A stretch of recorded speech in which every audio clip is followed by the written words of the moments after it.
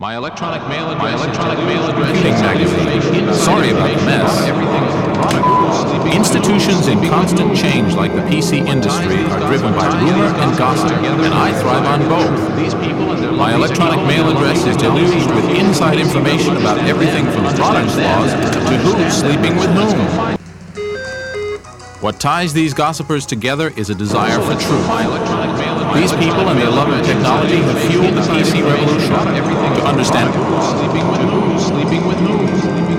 What ties these gossipers together is a desire for truth. These people and their love of technology have fueled the PC revolution. To understand them is to understand them. So let's go find them.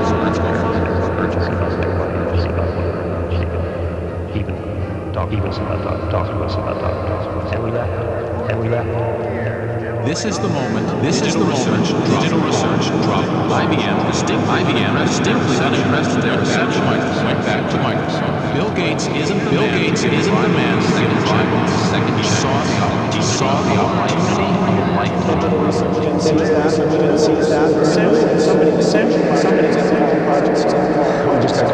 We just got carried away. Can't afford to have exciting PCs, and we already went. Let's realize it's basic, not only basic, or assembled, typed into, invention. Basically, every company had it to very short time.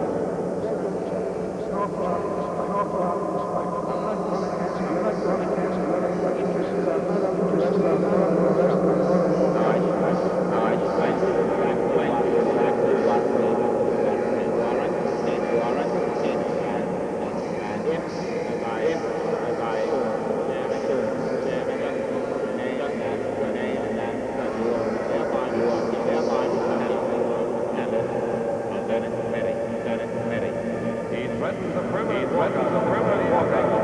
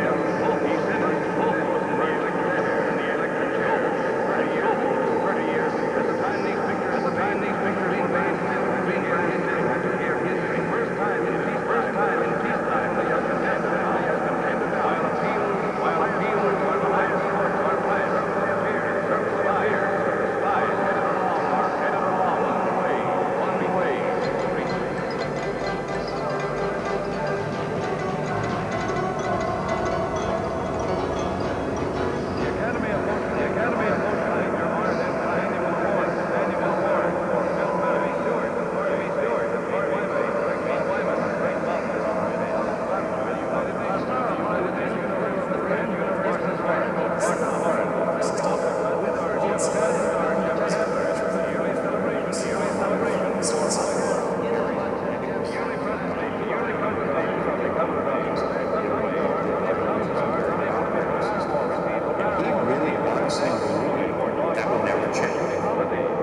what would change the balance of power in this young industry was the characters of the two protagonists. So I knew Gary back when he was an assistant professor at Monterey Postgrad School, and I was at Seminary Grad School, and went down and sat in his hot tub, smoked dope with him, and learned into and commiserated and talked nerd stuff.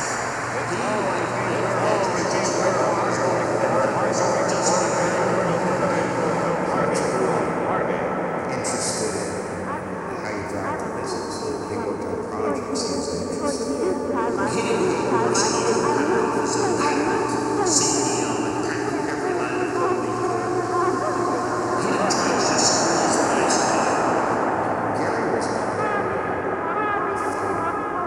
Gary avoided conflict. Gary hated conflict. Bill, I didn't think anyone said back away from conflict.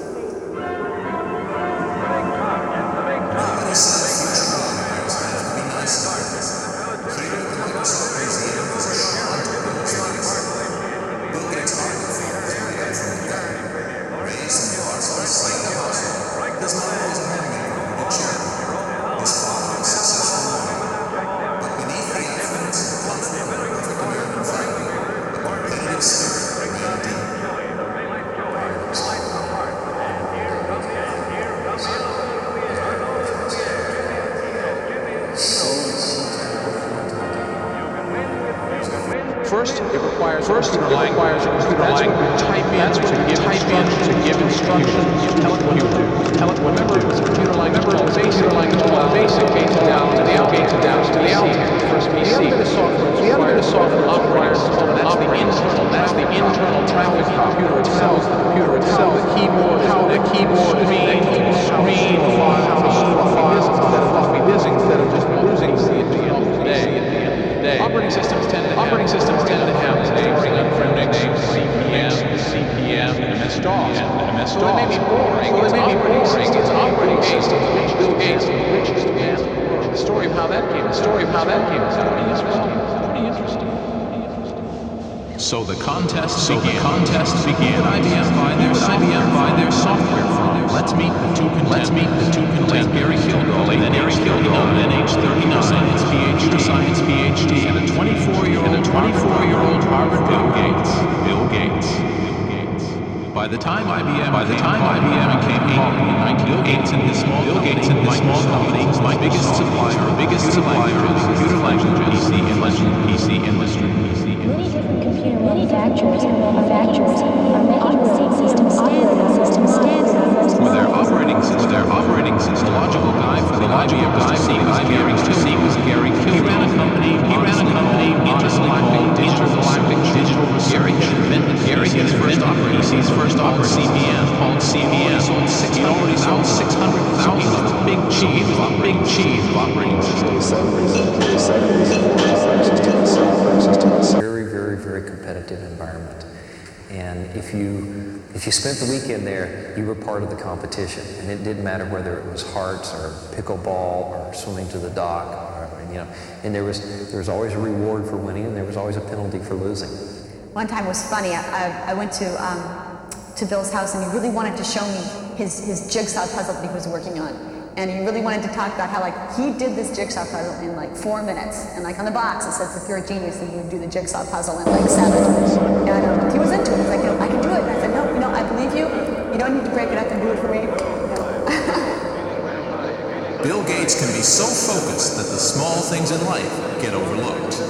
If he was busy, he didn't bathe, he didn't change clothes. We were in New York, and the demo that we had crashed the evening before the announcement, and Bill worked all night with some other engineers to fix it. Well, it didn't occur to him to take 10 minutes for a shower after that. It just didn't occur to him that that was important. And he badly needed a shower that day.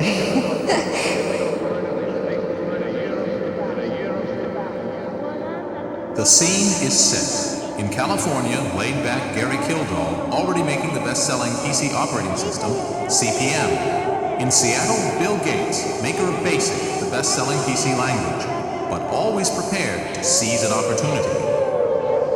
So IBM had to choose one of these guys to write the operating system for its new personal computer. One would hit the jackpot, the other would be forgotten, a footnote in the history of the personal computer. It all starts with a telephone call to an 8th floor office in that building, the headquarters of Microsoft, in 1980. At about noon, I guess, I called Bill Gates.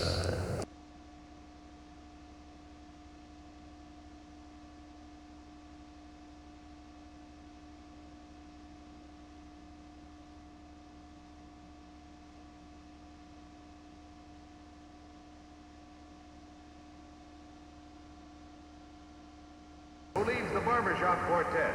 And this brings out the gypsy in me. Celeste Holm lends her talents to the Broadway Hollywood galaxy with Dorothy Kilgallen. The receipts for the Bear Memorial Heart Fund total $190,000. Lily Pons is the cat.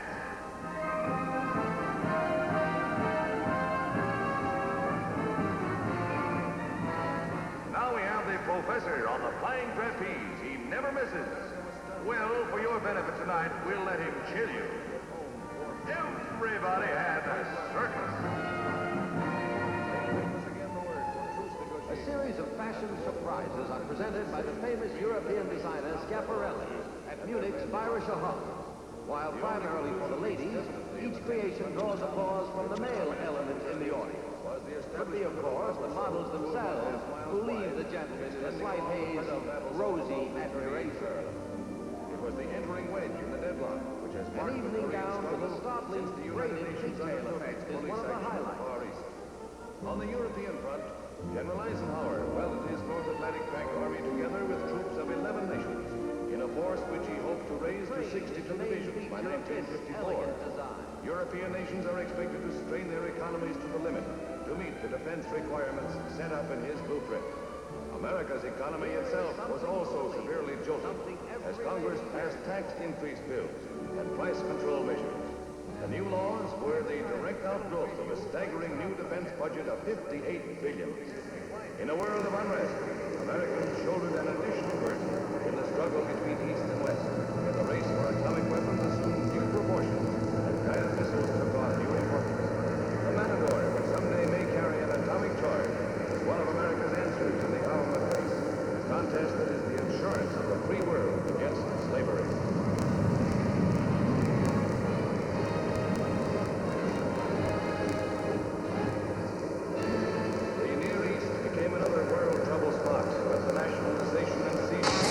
What is it about the internal logic of a computer that's so enticing? For one thing, such logic can be understood, as opposed to things that can't be understood at all, like the motivations of young women, say, or of the French. Let me explain. Time for the Cringely Crash Course in Basic Computers, Part 1. This is a mainframe computer. All of these cabinets are one machine. In the old days, all computers were this size. They were tended by engineers in white coats, a kind of priesthood who took their jobs very seriously. Now, all computers work pretty much the same, whether it's a giant that serves 2,000 users like this one, or a little notebook that serves only me. They process numerical data, adding, multiplying, comparing. Fact is, if you can quantify it, a computer can handle it. It's the emotional stuff they don't know what to do with. The data must be put into a special binary code consisting only of ones and zeros. And you have to give the computer instructions, also in code, to tell it exactly what to do with the data and in what order. These instructions are called a program. In the early days, you put in the instructions by flipping switches or loaded them from paper tape. This was called machine language. It made computers a pain to use. Even worse, every type of computer spoke a different machine language. While the ENIAC could compute the 30-second trajectory of a shell in 20 seconds, operators required 2 days to program it to do so. Then a U.S. Navy captain named Grace Hopper solved the problem. She invented a computer language, English words that the computer itself could translate into binary code. Now users could type whole lists of instructions into a computer rather than flipping those damn switches. Like most things having to do with computers, that first language had a silly name, COBOL. It was followed by other languages like Fortran and BASIC, and they all made computing just a bit more user-friendly.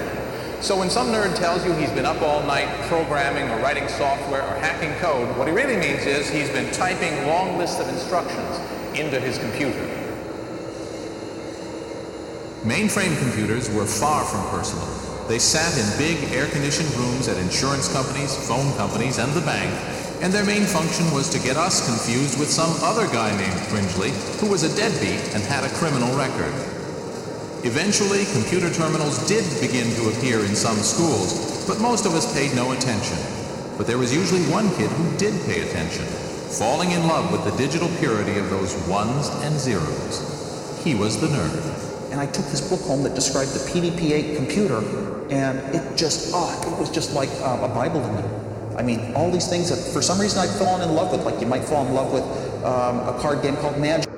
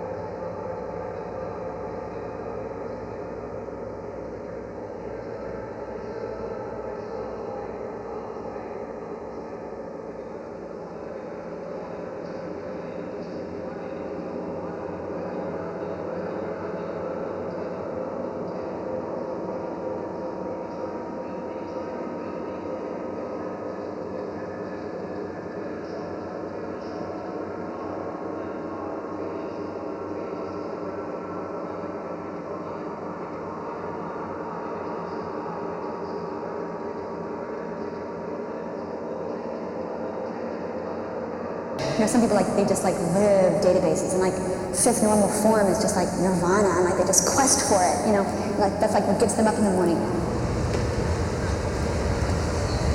What do your friends think of you? Boy, he's a nerd. Yeah, but I don't mind. I'm used to being called a nerd. Can't have other people stop your dreams. You've got a very wide wire. And in Silicon Valley, the dream is to grow up to become a boy like this. Graham Spencer is chief programmer for Architects Software. 6 guys who graduated from Stanford University and started a company just because they like each other. This is a modern-day startup, but at heart it's no different from PC pioneers like Apple or Microsoft. Nerds who share a dream. Their hobby is their business, and the culture they've created is identical to that of 1,000 other technology companies. First, they dumped the idea of 9 to 5. In this industry, you can work any 80 hours per week you like. And I've got my cap, which I use to cover my eyes and sleep in the early morning while everybody's coming in.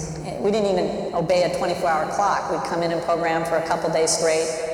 We'd, 4 or 5 of us, when it was time to eat, we'd all get in our cars, kind of race over to the restaurant, sit and talk about what we were doing. Sometimes I'd get excited talking about things I'd forget to eat, but then we'd just go back and program some more. It was us and our friends. Those were fun days. The love of technology, fueled the PC revolution.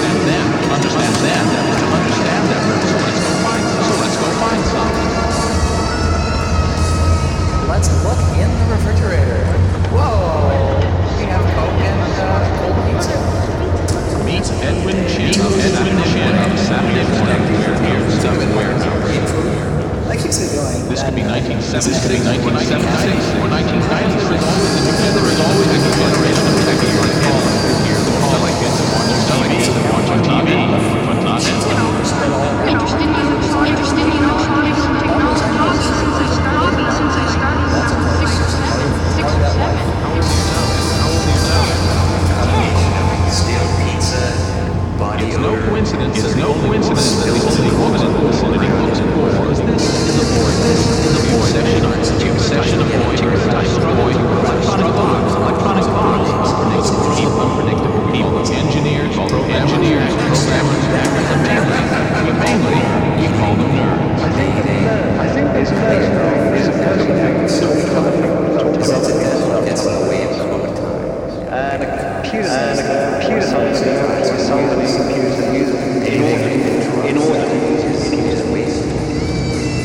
like different